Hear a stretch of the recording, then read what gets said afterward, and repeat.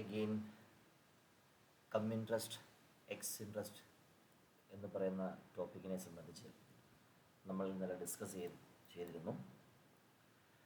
ഇന്ന് നമ്മൾ കാണാൻ പോകുന്നത് കം ഇൻട്രസ്റ്റ് അല്ലെങ്കിൽ എക്സ് ഇൻട്രസ്റ്റ് ഇതുമായി ബന്ധപ്പെട്ടുള്ള പർച്ചേസിനെ സംബന്ധിച്ചുള്ള പ്രോബ്ലംസാണ് കാണാൻ പോകുന്നത്. ഇന്നലത്തെ വീഡിയോ കണ്ടതിന് ശേഷമാണ് ഈ വീഡിയോ കാണേണ്ടത്. കം ഇൻട്രസ്റ്റ് പർച്ചേസ് ആണ് ആദ്യം നമ്മൾ ഡിസ്കസ് ചെയ്യുന്നത്. കം എന്ന് പറയുന്ന വേർഡിൻ്റെ മീനിങ് തന്നെ ഇന്നലെ പറഞ്ഞിരുന്നു. കം ഇൻട്രസ്റ്റ് എന്ന് പറഞ്ഞാൽ ശരിക്കും എന്താണ്? വിത്ത് ഇൻട്രസ്റ്റ് ആണ്. എക്സ് ഇൻട്രസ്റ്റ് എന്ന് പറഞ്ഞാൽ വിത്തൗട്ട് ഇൻട്രസ്റ്റ് ആണ്. So when securities are purchased, come interest, care must be taken at the time of passing the entry for purchase. Securities നമ്മൾ പർച്ചേസ് ചെയ്യുമ്പോൾ ക്വസ്റ്റ്യൻ്റെ അകത്ത് കം ഇൻട്രസ്റ്റിലാണ് അത് പർച്ചേസ് ചെയ്തിരിക്കുക എന്ന് പറഞ്ഞിട്ടുണ്ടെങ്കിൽ നമ്മൾ ജേണൽ എൻട്രി എഴുതുന്ന സമയത്ത് കുറച്ച് ശ്രദ്ധിക്കണം. ജേണൽ എൻട്രി എഴുതുന്നത് എങ്ങനെയാണെന്നുള്ളത് നമ്മൾ കാണാൻ കുറച്ച് കഴിയുമ്പോൾ. In this case quotation price consist of cost plus accrued interest. ഇതാണ് വളരെ ശ്രദ്ധേയമായി നമ്മൾ മനസ്സിലാക്കേണ്ട കാര്യം. നമ്മൾ കൊടുക്കുന്ന കൊട്ടേഷൻ പ്രൈസിൽ, ഓഫർ പ്രൈസിൽ കോസ്റ്റും ഉണ്ടാവും, അതോടൊപ്പം തന്നെ ഇൻട്രസ്റ്റും അതിനകത്ത് ഉണ്ടാവും. Investment account will be debited with the cost only and the interest account will be debited with the accrued interest up to the date of purchase from the date of last interest paid. So ഇത് വ്യക്തമായിട്ട് മനസ്സിലാക്കാനായിട്ട് ഇപ്പോൾ ഇവിടെ നിങ്ങൾക്ക് ഈ ഒരു theoretical background കൊടുത്തിട്ടുണ്ട്, plus എന്തൊക്കെയോ ചില ഇക്വേഷൻസ് ഒക്കെ കൊടുത്തിട്ടുണ്ട്. ഇതൊക്കെ കാണുമ്പോൾ തന്നെ നമ്മളുടെ മനസ്സിലോട്ടൊരു ഭീതി ഒരു പക്ഷെ വരും. അത്തരത്തിലുള്ളൊരു ഭയം സിമ്പിളായിട്ട് റിമൂവ് ചെയ്യാനായിട്ട് ഇല്ലസ്ട്രേഷൻ നമ്പർ 1, അതായത് ഇതുമായി ബന്ധപ്പെട്ടിട്ടുള്ള ഫസ്റ്റ് ഇല്ലസ്ട്രേഷൻ നമുക്കൊന്ന് നോക്കാം. ജേണൽ എൻട്രീസ് ഒക്കെ നമുക്ക് കാണാനുള്ളതാണ്. When investment is purchased cum interest, investment account debtor, interest account debtor to bank account. അത് നിങ്ങൾ ജേണൽ എൻട്രി നോക്കണം. Investment is purchased cum interest, investment account debtor, interest account debtor to bank account എന്നാണ് വരുന്നത്. ബാക്കി എല്ലാ എൻട്രീസും നമ്മൾ കണ്ടിട്ടുള്ളതൊക്കെ തന്നെയാണ്. നമുക്ക് ജസ്റ്റ് ആ പ്രോബ്ലത്തിലിട്ടൊന്ന് കിടക്കാം. ആ പ്രോബ്ലം നമുക്കൊന്ന് വർക്ക്ഔട്ട് ചെയ്യാം. On 1st March 2016 Surya finance limited purchased, first വായിക്കും, വളരെ ശ്രദ്ധിച്ച് തന്നെ വായിക്കണം, 3,012% government bonds of 100 each at ₹96 each cum interest. ക്വസ്റ്റിനകത്ത് ഏറ്റവും പ്രധാനപ്പെട്ട ഭാഗമാണ് ആ കം ഇൻട്രസ്റ്റ് എന്ന് രേഖപ്പെടുത്തിയിരിക്കുന്നത്. ഇതോടൊപ്പം തന്നെ ശ്രദ്ധിക്കേണ്ട ഒരു കാര്യം, ഇവിടെ നാം കഴിഞ്ഞ ദിവസങ്ങളിൽ ഡിപ്രീസിയേഷനെ കുറിച്ച് പറഞ്ഞപ്പോൾ പ്രോബ്ലം ചെയ്യാനായിട്ട് പറഞ്ഞ സമയത്ത് ഞാൻ പറയുകയുണ്ടായി, ഒരു ടൈം ലൈൻ നിങ്ങൾ റെഡിയാക്കാൻ ശ്രമിക്കണം. നമ്മുടെ ടൈം ലൈൻ എന്ന് പറയുന്നത് 1/3 മന്തും കൂടെ ഒന്ന് കറക്റ്റാക്കി, ഇയറും കൂടെ കറക്റ്റാക്കി, 2016 ഈ 2016 ഈ പറയുന്ന ആരാണ് കമ്പനി? സൂര്യ ഫിനാൻസ് ലിമിറ്റഡ് എന്ന് പറയുന്ന കമ്പനി ഗവൺമെൻറ് ബോണ്ട് 3000 ബോണ്ട് വാങ്ങുന്നു. 100 രൂപ ഫേസ് വാല്യൂ ഉള്ള 3000 ഡിബെഞ്ചർ 96 രൂപയ്ക്ക് വാങ്ങുന്നു. അതാണ് സിറ്റുവേഷൻ. 3,012% ഡിബെഞ്ചേഴ്സ് പർച്ചേസ് ചെയ്യുന്നു. എത്ര രൂപയ്ക്കാണ് പർച്ചേസ് ചെയ്യുന്നത്? 96 പർച്ചേസ് ചെയ്യുന്നത്. അവിടെയാണ് ഏറ്റവും പ്രധാനമായ കാര്യം. കം ഇൻട്രസ്റ്റിലാണ് പർച്ചേസ് ചെയ്യുന്നത്. The interesting fact is it is cum interest. Cum ഇൻട്രസ്റ്റിലാണ് ഇത് പർച്ചേസ് ചെയ്യുന്നത്. എന്ന് വെച്ചാൽ എന്താണ്? 3 ലക്ഷം എന്ന് പറയുന്നതാണ് ശരിക്കും ഇതിൻ്റെ ഫേസ് വാല്യൂ എന്ന് പറയുന്നത്, അല്ലേ? 3000 ഡിബെഞ്ചർ ആണെങ്കിൽ പോലും ഈ ഡിബെഞ്ചറിൻ്റെ ഫേസ് വാല്യൂ എന്ന് പറയുന്നത് ആക്ച്വലി 100 ആണ്, അല്ലയോ? സോ 100 ആവുമ്പോൾ 3 ലക്ഷം രൂപയ്ക്കാണ് ശരിക്കും ഇത് വാങ്ങേണ്ടത്. പക്ഷേ നമ്മൾ വാങ്ങുന്നത്, we are purchasing this product, means ഈ ഡിബഞ്ചർ വാങ്ങുന്നത് 96 റുപ്പീസിനാണ്. 96 റുപ്പീസ് കൊടുത്താണ് നമ്മൾ ഈ ഡിബഞ്ചർ വാങ്ങുന്നത്. സോ നമ്മൾ ആക്ച്വൽ പേയ്മെൻറ്റ് നടത്തിയിരിക്കുന്നത് എന്ന് പറയുന്നത് 3000 ഇൻറ്റു 96 ആണ്. 2,88,000 ആണ് നമ്മൾ കൊടുത്തിരിക്കുന്നത്. ശ്രദ്ധിക്കണം, 2,88,000 രൂപ കൊടുത്ത് നമ്മൾ ആ ഡിബഞ്ചർ ഇങ്ങോട്ട് വാങ്ങി. ഇനിയാണ് ശ്രദ്ധിക്കേണ്ട ഒരു വേർഡ്, 96 കൊടുത്ത് വാങ്ങി എന്ന് പറയുമ്പോൾ ഇവിടുത്തെ ഡേറ്റിനൊരു പ്രാധാന്യമുണ്ട്. Half yearly interest is payable on 30th June and 31st December every year. ഈ ഇൻട്രസ്റ്റ് കൊടുക്കുന്നത്, ഈ ഗവൺമെൻറ് ബോണ്ടിൻ്റെ ഇൻട്രസ്റ്റ് കൊടുക്കുന്നത് എല്ലാ മാസത്തിലെയും, എല്ലാ വർഷത്തിലെയും ജൂൺ മാസത്തിലെ ലാസ്റ്റ് ഡേയും ഡിസംബറിലെ ലാസ്റ്റ് ഡേയിലുമാണ് ഇൻട്രസ്റ്റ് കൊടുക്കുന്നത്. പക്ഷേ ഇവിടെ ശ്രദ്ധിച്ച് നോക്കിക്കേ, നമ്മൾ ഈ സൂര്യ ലിമിറ്റഡ് എന്ന് പറയുന്ന ഈ കമ്പനി ഈ പറയുന്ന ബോണ്ട് പർച്ചേസ് ചെയ്യുന്ന ഡേറ്റ് എന്ന് പറയുന്നത് 1st മാർച്ചിലാണ്. That is very interesting. അതായത് 1st മാർച്ചിൽ വാങ്ങുന്നു, മാർച്ചിലാണ് വാങ്ങുന്നത്. നമുക്ക് എല്ലാ വർഷവും ജൂൺ എൻഡിലും ഡിസംബർ എൻഡിലും വി വിൽ ഗെറ്റ് ഇൻട്രസ്റ്റ്. ഈ പറയുന്ന സമയത്ത് ഇൻട്രസ്റ്റ് നമുക്ക് കിട്ടും. പക്ഷെ നമുക്കിവിടെ എന്താണ് സംഭവിച്ചിരിക്കുന്നത്, ഇൻട്രസ്റ്റ് ഒക്കെ ഡ്യൂ ആവുന്നതിന് മുമ്പേ തന്നെ, അതായത് ആക്ച്വലായിട്ട് ഇൻട്രസ്റ്റ് കിട്ടേണ്ട സമയം ജൂൺ 30th ആണ്. അതിന് മുമ്പേ തന്നെ നമ്മൾ ബിറ്റ്വീൻ ആയിട്ടുള്ള ഇടയ്ക്കുള്ളൊരു ഡേറ്റിൽ നമ്മൾ സെക്യൂരിറ്റി വാങ്ങുകയാണ്. എന്നാണ് വാങ്ങുന്നത്? 1st മാർച്ചിലാണ് വാങ്ങുന്നത്. ഇപ്പോൾ നമ്മൾ ഇന്നലെ ഞാൻ തിയററ്റിക്കലി പറയുകയുണ്ടായി, ഇങ്ങനൊരു സാഹചര്യം വരുമ്പോൾ നമ്മൾ ശ്രദ്ധിക്കേണ്ട കാര്യം, ഇവിടെ നോക്കിക്കേ, 1st മാർച്ചിലാണ് പർച്ചേസ് ചെയ്യുക എന്ന് പറയുമ്പോൾ ആ മാർച്ചിന് പിറകിലുള്ള ഇൻട്രസ്റ്റ് പേ ചെയ്യുന്ന ഡേറ്റ് എന്ന് പറയുന്നത്, നമ്മളൊന്ന് ശ്രദ്ധിച്ചാൽ നമുക്കറിയാം, ഡിസംബറിൽ ഇൻട്രസ്റ്റ് പേ ചെയ്തു. ഡിസംബർ 31 ഇൻട്രസ്റ്റ് പേ ചെയ്തു. ഇനിയുള്ളത് ജൂണിലോട്ടാണ് പോകേണ്ടത്, അല്ലെങ്കിൽ ഡിസംബറിൽ പേ ചെയ്തു കഴിഞ്ഞു. ഡിസംബറിൽ ഇവിടെ നോക്കുക നിങ്ങൾ, ഡിസംബറിൽ പേ ചെയ്തു കഴിഞ്ഞു. നെക്സ്റ്റ് ഡ്യൂ ആവുന്നത് ജൂണാണ് ഡ്യൂ ആവുന്നത്. പക്ഷെ അതിനിടയ്ക്കുള്ള ഡേറ്റിലാണ്, മാർച്ചിലാണ് നമ്മൾ വാങ്ങിയിരിക്കുന്നത്. പക്ഷെ ഇവിടെ ഒരു പ്രത്യേകതയുണ്ട്. വാങ്ങുന്ന ആ പറയുന്ന ഇൻവെസ്റ്ററെ സംബന്ധിച്ച് അയാൾ ശരിക്കും വാങ്ങുന്നത് മാർച്ചിലാണെങ്കിൽ പോലും ഡിസംബറിന് ശേഷം വരുന്ന ജനുവരിയും ഫെബ്രുവരിയിലെയും 2 മന്ത്സിലെ എന്ത് കിട്ടും? ഇൻട്രസ്റ്റ് അയാൾക്ക് ക്ലെയിം ചെയ്യാം, അല്ലെങ്കിൽ ഇൻട്രസ്റ്റ് അയാൾക്ക് ലഭിക്കാനുള്ള എലിജിബിലിറ്റി ഉണ്ട്. അപ്പം അങ്ങനെ പറയുമ്പോൾ സൂര്യ എന്ന് പറയുന്ന ഈ കമ്പനി 1st മാർച്ചിന് പർച്ചേസ് ചെയ്യുമ്പോൾ ജനുവരി 2016 ഫെബ്രുവരി 2016 ഇൻട്രസ്റ്റ് കൂടി കൂട്ടിയാണ് അയാൾക്ക് ഈ കമ്പനി ഗവൺമെൻറ് ബോണ്ട് വിൽപ്പന നടത്തിയിരിക്കുന്നത്. അപ്പോൾ ഇവിടെ ശ്രദ്ധിക്കേണ്ട ഒരു കാര്യം, ഇവിടെ നമ്മൾ ഓൾറെഡി ഒരു പേയ്മെൻറ്റിനെ കുറിച്ച് പറയുകയുണ്ടായി. 2,88,000 രൂപ മുടക്കി സൂര്യ ഫിനാൻസ് ലിമിറ്റഡ് എന്ന് പറയുന്ന കമ്പനി ഈ പറയുന്ന 3000 ഡിബഞ്ചർ വാങ്ങുന്നത് കം ഇൻട്രസ്റ്റിലാണ് എന്ന് പറയുന്നു. കം ഇൻട്രസ്റ്റ് എന്ന് പറഞ്ഞതിൻ്റെ അർത്ഥം എന്താണ്? ഇവിടെ ഇയാൾക്ക് ഇൻട്രസ്റ്റ് ഇൻകം കിട്ടിയിട്ടുണ്ട്. പക്ഷേ അതിന് ഇയാൾ കൊടുത്തിരിക്കുന്ന ഈ 2,88,000 അകത്ത് ആ പ്രിൻസിപ്പളും ഇൻട്രസ്റ്റും ഒക്കെ ഉള്ളതാണ്. എന്ന് വെച്ചാൽ എൻ്റെ അർത്ഥം എന്താണ്? ഈ 2,88,000 അകത്ത് 2 months ഇൻട്രസ്റ്റും കിടക്കുന്നുണ്ട്. അതാണ് അതിൻ്റെ കം ഇൻട്രസ്റ്റ് എന്നുള്ളതുകൊണ്ട് ഉദ്ദേശിക്കുന്നത്. എന്താണ് ഞാൻ പറഞ്ഞത്? 2,88,000 എന്ന് പറയുന്ന തുക അയാൾ കൊടുത്തിട്ടുണ്ട്.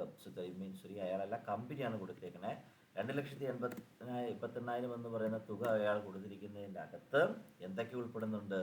2 മാസത്തെ ഇൻട്രസ്റ്റുമുണ്ട്, പ്ലസ് ഇതിൻ്റെ പ്രിൻസിപ്പൽ എമൗണ്ടും ഉണ്ട്. കഴിഞ്ഞ ദിവസം ഞാൻ പറയുകയുണ്ടായി, ഇവർ അങ്ങോട്ടൊരു ഓഫർ കൊടുക്കുകയാണ്.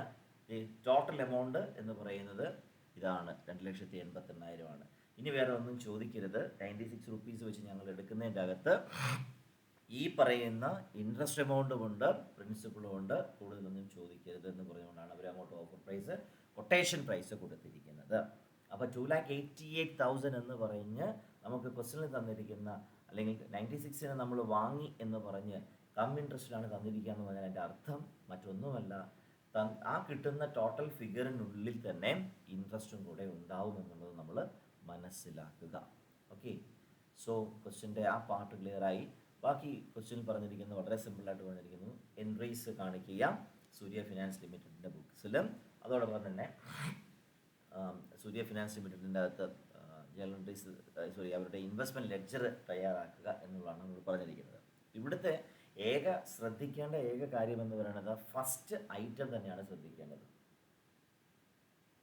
നിങ്ങൾ നോക്കുക, ആ എൻട്രി എങ്ങനെയാണ് പാസ് ചെയ്തിരിക്കണമെന്ന് നോക്കുക. On 1st March 2016, Surya Finance Limited purchased 3,012% government bonds, 100 each at rupees 96 each come interest. നമ്മൾ ആൻസറിൻ്റെ ഭാഗമായിട്ട് ഞാനിവിടെ ഒരു വരച്ചിട്ടുണ്ട്, സെയിം തന്നെ വരച്ചിട്ടുണ്ട്. 12% ഗവൺമെൻറ് ബോണ്ടാണ്. ആ ഡേറ്റ് ഒന്ന് നമുക്ക് കൊടുക്കുകയാണെങ്കിൽ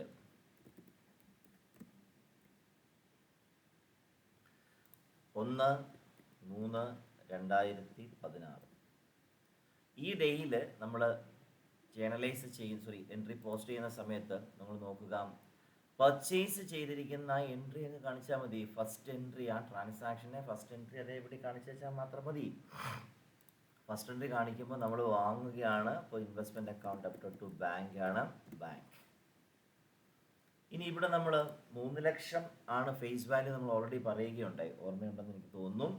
3 ലക്ഷമാണ് ഇതിൻ്റെ ഫേസ് വാല്യൂ എന്ന് പറഞ്ഞിരുന്നു.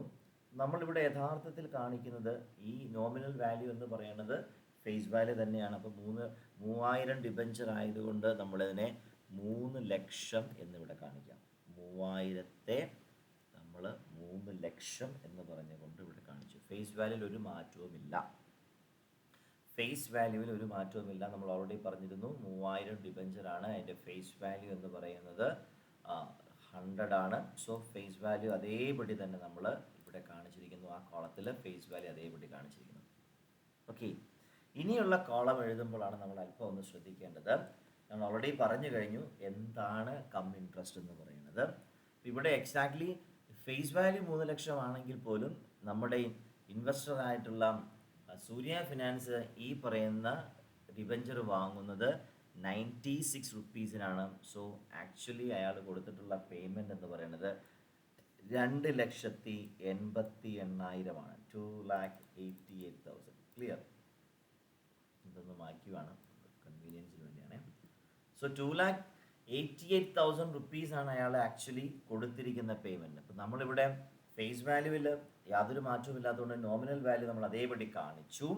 ഇനി നമ്മൾ കാണിക്കേണ്ടത് 2 കോളം കിടക്കുന്നുണ്ട്. ഒരു ഇൻട്രസ്റ്റ് കോളമുണ്ട്, പ്രിൻസിപ്പൽ കോളമുണ്ട്. നമ്മൾ ശ്രദ്ധിക്കേണ്ട കാര്യം ഇത്രയേ ഉള്ളൂ.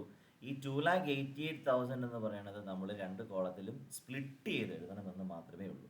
2,88,000 സ്പ്ലിറ്റ് ചെയ്ത് നമ്മൾ 2 കോളത്തിലും എഴുതണം. 2,88,000 സ്പ്ലിറ്റ് ചെയ്ത് എഴുതുക എന്ന് പറയുമ്പോൾ അതിൻ്റെ അകത്ത് ഇൻട്രസ്റ്റ് എമൗണ്ട് ഇൻട്രസ്റ്റ് കോളത്തിലോട്ട് കാണിക്കണം. ബാക്കിയുള്ളത് 2,88,000 നിന്ന് ഇൻട്രസ്റ്റ് ഒഴിവാക്കിയിട്ടുള്ള എമൗണ്ട് പ്രിൻസിപ്പൽ കോളത്തിൽ കാണിച്ചാൽ മതി. അപ്പോൾ നമുക്കിനി കണ്ടെത്തേണ്ടത് ഇൻട്രസ്റ്റ് ആണ്. അപ്പോൾ ഇൻട്രസ്റ്റ് കണ്ടെത്തുന്നതിനെ സംബന്ധിച്ച് ഞാൻ ഓൾറെഡി തന്നെ പറഞ്ഞു കഴിഞ്ഞു. മാർച്ചിലാണ് ഈ പറയുന്ന ഡിബഞ്ചർ വാങ്ങിയിരിക്കുന്നത്. മാർച്ച് 1 വാങ്ങിയിരിക്കുന്നത്. മാർച്ച് 1 വാങ്ങിയിരിക്കുക എന്ന് പറയുമ്പോൾ സ്വാഭാവികമായിട്ടും മാർച്ചിലെ ഇൻട്രസ്റ്റ് നമുക്ക് കിട്ടത്തില്ല. പകരം പിറകിലുള്ള 2 മാസമായ ഫെബ്രുവരിയും ജനുവരിയും നമുക്ക് കിട്ടും. ഓക്കെ, അപ്പോൾ 2 മാസത്തെ ഇൻട്രസ്റ്റ് നമുക്ക് ലഭിക്കും. അപ്പോൾ നമ്മൾ ഇനി ഇൻട്രസ്റ്റ് കാൽക്കുലേറ്റ് ചെയ്യാണ്ട് പോകണം. ഇൻട്രസ്റ്റ് കാൽക്കുലേറ്റ് ചെയ്യാൻ പോകുമ്പോൾ ശ്രദ്ധിക്കേണ്ട പ്രധാനപ്പെട്ട കാര്യം ഫേസ് വാല്യൂവിന്മേലാണ് നമ്മൾ ഇൻട്രസ്റ്റ് കാൽക്കുലേറ്റ് ചെയ്യാൻ പോവേണ്ടത്. 12% എന്ന ക്വസ്റ്റ്യൻ്റെ അകത്ത് പ്രത്യേകം എടുത്ത് പറയുന്നുണ്ട്. ആ പെർസെൻറ്റേജ് വെച്ചാണ് നമ്മൾ ഇൻട്രസ്റ്റ് കാൽക്കുലേറ്റ് ചെയ്യുന്നത്. So 12% divided by 100. സോ ശരിക്കും നമുക്ക് ഒരു വർഷം കിട്ടുന്ന ഇൻട്രസ്റ്റ് എന്ന് പറയുന്നത് 36,000 രൂപയാണ് നമുക്ക് ഒരു വർഷം കിട്ടുന്ന ഇൻട്രസ്റ്റ് എന്ന് പറയുന്നത്. പക്ഷെ നമുക്ക് ശരിക്കും 2 മാസത്തെ ഇൻട്രസ്റ്റ് ഇവിടെ കാണിക്കേണ്ടതായിട്ട് ഉള്ളൂ, അല്ലയോ? 36,000 എന്ന് പറയുന്ന ഒരു വർഷം കിട്ടുന്നതാണ്. നമ്മളതിനെ 2 മാസത്തിലോട്ട് കൺവേർട്ട് ചെയ്യുന്നു ഇൻറ്റു 2/12. സോ ഇത് 6,000 റുപ്പീസ് എന്നായിരിക്കും ആ ഇൻട്രസ്റ്റ് ലഭിക്കുക. 6,000 രൂപ നമുക്ക് 2 മാസത്തെ ഇൻട്രസ്റ്റ്. ശരിക്കും ഈ സെക്യൂരിറ്റി നമ്മൾ ഹോൾഡ് ചെയ്യാത്ത കാലയളവാണത്, എന്നാൽ പോലും ആ 2 മാസത്തെ ഇൻട്രസ്റ്റ് നമുക്ക് ലഭിക്കുന്നതാണ്.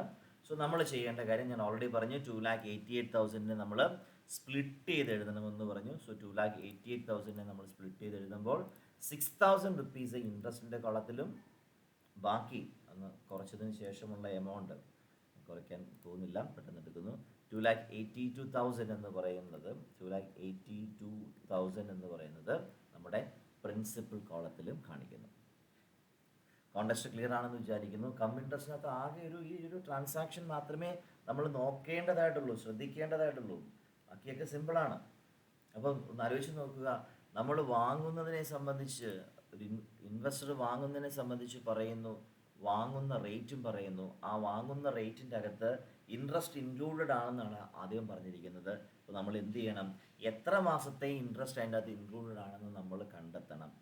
ആ കണ്ടെത്തിയ തുക പേയ്മെൻറ്റ് ചെയ്തതിൽ നിന്ന് നമ്മൾ സ്പ്ലിറ്റ് ചെയ്ത് ഇൻട്രസ്റ്റിൻ്റെ കുളത്തിലിട്ട് ആ 6,000 എഴുതുകയും ബാക്കിയുള്ള പ്രിൻസിപ്പൽ എമൗണ്ടിലിട്ട് എഴുതുകയും ചെയ്യുന്നു. നമ്മുടെ ട്രാൻസാക്ഷൻ അവിടെ കഴിഞ്ഞിരിക്കുകയാണ്. പർച്ചേസുമായി ബന്ധപ്പെട്ട ട്രാൻസാക്ഷൻ കഴിഞ്ഞിരിക്കുകയാണ്. ഇനി ക്വസ്റ്റ്യൻ്റെ ബാക്കി കണ്ടന്റിൽ പറയുന്ന പോലെ എല്ലാ വർഷവും ജൂണിലും ഡിസംബറിലും നമുക്ക് ഇൻട്രസ്റ്റ് ലഭിക്കുന്നുണ്ട്. ആ ഇൻട്രസ്റ്റ് കിട്ടുന്നതിനെ സംബന്ധിച്ച് നമ്മൾ അവിടെ കാണിക്കണം. അതോടൊപ്പം തന്നെ ബാക്കി ക്ലോസ് ചെയ്യാനുള്ള സംവിധാനങ്ങളോട് നമ്മൾ ചെയ്താൽ നമ്മുടെ ഈ പ്രോബ്ലം ഇവിടെ തീർന്നിരിക്കുകയാണ്. ഇനി നെക്സ്റ്റ് ഡേറ്റ് എന്ന് പറയുന്നത് ഇപ്പോൾ മാർച്ചിലാണ് കാര്യങ്ങൾ സംഭവിച്ചിരിക്കുന്നത്. നിങ്ങൾ ഈ ക്വസ്റ്റ്യൻ്റെ ആൻസറിലോട്ട് തന്നെ നോക്കിയാലും മതി. നെക്സ്റ്റ് നമുക്ക് മാർച്ച് കഴിഞ്ഞ് ഏപ്രിൽ, മെയ്, ജൂൺ അവസാനമാകുമ്പോഴത്തേനും നമുക്ക് 6 മാസത്തെ ഇൻട്രസ്റ്റ് ഇൻകം ലഭിക്കും. 6 മാസത്തെ ഇൻട്രസ്റ്റ് ഇൻകം എന്ന് പറയുന്നത് ഓൾറെഡി നമ്മൾ കാൽക്കുലേറ്റ് ചെയ്തു. ഒരു വർഷത്തെ ഇൻട്രസ്റ്റ് എന്ന് പറയുന്നത് 36,000 ആണ്. സോ 6 മാസം എന്ന് പറയുമ്പോൾ അതിൻ്റെ നേർപകുതിയാണ് വരേണ്ടത്. സോ നേർപകുതി എന്ന് പറയുന്നത് 18,000 രൂപ 6-ാമത്തെ മാസം നമുക്ക് ഇൻട്രസ്റ്റ് ഇൻകമായിട്ട് ലഭിക്കുന്നു. ശ്രദ്ധിച്ച് മനസ്സിലാക്കാം. നമുക്ക് ജൂൺ മാസത്തിലെ ലാസ്റ്റ് ഡേയിൽ നമുക്ക് 6 മാസത്തെ ഇൻട്രസ്റ്റ് ഡ്യൂ ആവുന്നതാണ്. 6 മാസത്തെ ഇൻട്രസ്റ്റ് ഡ്യൂ ആവുക എന്ന് പറയുന്ന അതിൻ്റെ എൻട്രിയാണ് ഈ കാണിച്ചിരിക്കുന്നത്, അല്ലെങ്കിൽ കിട്ടിയതിനെ സംബന്ധിച്ചുള്ള എൻട്രിയാണ് കാണിച്ചിരിക്കുന്നത്. 30/6/2016 ആ 6-ാം മാസത്തിൽ 18,000 രൂപ ഇൻട്രസ്റ്റ് ഇൻകം നമ്മൾ കിട്ടിയതായിട്ട് കാണിക്കണം. അപ്പോൾ നിങ്ങളുടെ മനസ്സിലൊരു ചെറിയ സംശയം ഉണ്ടാകും, അപ്പോൾ നമ്മളിവിടെ 2 മാസത്തെ ഇൻട്രസ്റ്റ് ഇവിടെ കൊടുത്തിട്ടില്ലേന്ന് ഒരു സംശയം, ഒരു ചെറിയ സംശയം ഉണ്ടാവും. അതൊക്കെ കളഞ്ഞാൽ മാത്രം മതി, മറ്റൊന്നുമല്ല. നമ്മളത് വാങ്ങിയപ്പോൾ നമ്മൾ ആ ഇൻട്രസ്റ്റും കൂടെ കൂട്ടി പൈസ കൊടുത്തിട്ടാണ് നമ്മൾ ഇങ്ങോട്ട് വാങ്ങിയത്. പക്ഷേ 6 മന്ത്സ് ആകുമ്പോഴത്തേനും നമുക്ക് കിട്ടേണ്ട ഇൻട്രസ്റ്റ് എന്ന് പറയുന്നത് 6 മാസത്തെ ഇൻട്രസ്റ്റ്, ആ സെക്യൂരിറ്റി ഹോൾഡ് ചെയ്തതിനുള്ള ഇൻട്രസ്റ്റ് 6 മന്ത്സിൽ തന്നെ നമുക്ക് ലഭിക്കുക തന്നെ ചെയ്യും. ജൂൺ കഴിഞ്ഞാൽ വേറെ പ്രത്യേകിച്ച് ഒരു ട്രാൻസാക്ഷനും ഈ ക്വസ്റ്റ്യനകത്ത് പറയുന്നില്ല. നേരെ നമുക്ക് ഡിസംബർ അവസാനത്തിട്ട് പോവാം. ഡിസംബർ അവസാനം ചെല്ലുമ്പോൾ വീണ്ടും നമുക്ക് 18,000 രൂപ 6 മാസത്തെ ഇൻട്രസ്റ്റ് നമുക്ക് ലഭിക്കുക തന്നെ ചെയ്യും. സോ ഇവിടെ ആദ്യത്തെ ആ ഒരു ട്രാൻസാക്ഷൻ മാത്രം നമ്മളൊന്ന് എഴുതുമ്പോൾ ആ സ്പ്ലിറ്റപ്പ് ചെയ്ത് എഴുതുന്ന സിറ്റുവേഷൻ, ആ ഇൻട്രസ്റ്റ് ഒന്ന് കണ്ടുപിടിക്കുന്ന സിറ്റുവേഷൻ മാത്രമേ ഉള്ളൂ. അതിനുശേഷമുള്ള ജൂണിലെയും ഡിസംബറിലെയും ഇൻട്രസ്റ്റ് ലഭിക്കുന്നത് അതേപടി നമ്മൾ എഴുതുന്നു. ദെൻ പ്രത്യേകിച്ച് ഒരു ട്രാൻസാക്ഷൻ നടക്കാത്തത് കൊണ്ട് നമ്മൾ അക്കൗണ്ട് ക്ലോസ് ചെയ്യുകയാണ്. ക്ലോസ് ചെയ്യുന്നതിൻ്റെ ഭാഗമായിട്ട് നമ്മൾ ക്ലോസിങ് പ്രൊസീജിയർ ഇപ്പോൾ ഞാൻ ക്ലോസ് ചെയ്യുന്നതൊന്ന് കാണിക്കാം. നമുക്ക് ജൂണിൻ്റെ ഒന്ന് എഴുതാം. ജൂണിൽ 30/6/2016 സോറി ബൈ ബാങ്ക് ഇൻട്രസ്റ്റ് 18,000 കിട്ടി.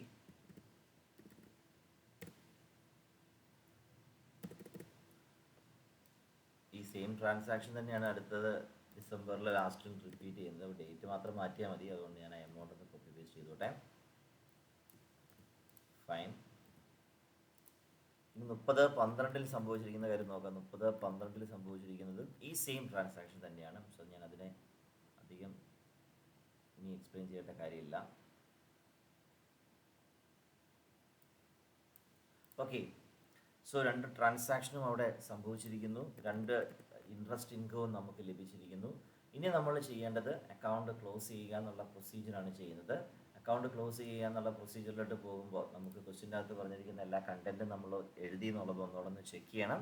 ദെൻ നമ്മൾ നോർമൽ സെൻസിൽ അക്കൗണ്ട് ക്ലോസ് ചെയ്യാനായിട്ട് പോവുകയാണ്. അക്കൗണ്ട് ക്ലോസ് ചെയ്യാനായിട്ട് പോകുന്ന സമയത്ത് ശ്രദ്ധിക്കുക,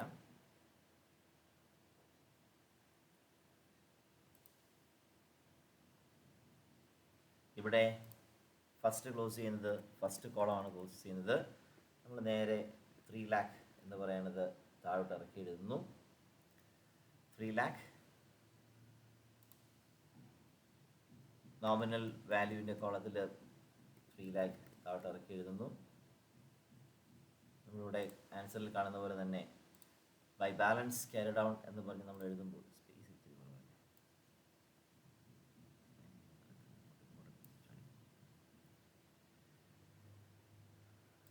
ബാലൻസ് ചെയ്യുകയാണ്. Bye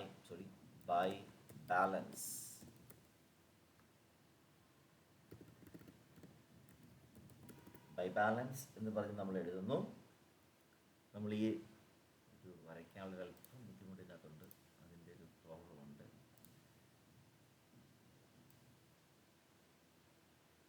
okay,